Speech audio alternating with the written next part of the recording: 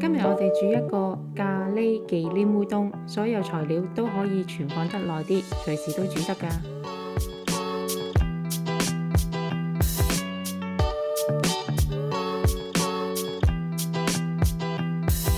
薯仔洗乾淨，去皮切粒。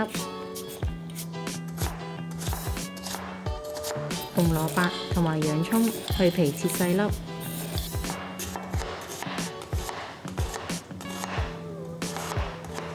煙肉切成幼條備用。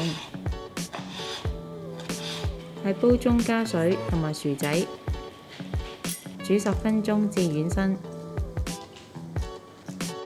烏冬解凍備用。加少少油燒熱鍋，然後加入洋蔥炒到有香氣，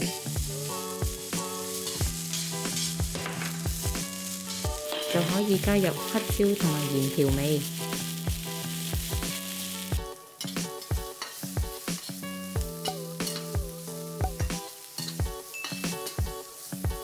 可以再加入煙肉同埋紅蘿蔔拌炒。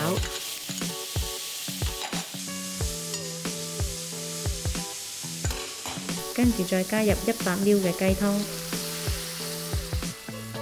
，100ml水，同埋1粒咖喱磚。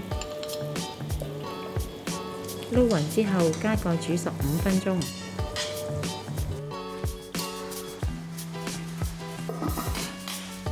然後再加入剩返嘅100ml水，1粒咖喱磚。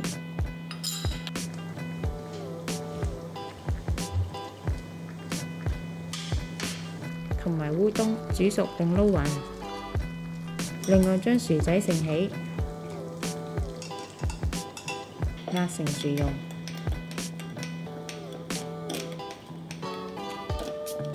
跟住加入鹽、黑椒同埋淡忌廉調味，撈勻1分鐘至到薯蓉結身。最後將忌廉薯蓉放喺烏冬上，就可以一齊享用啦。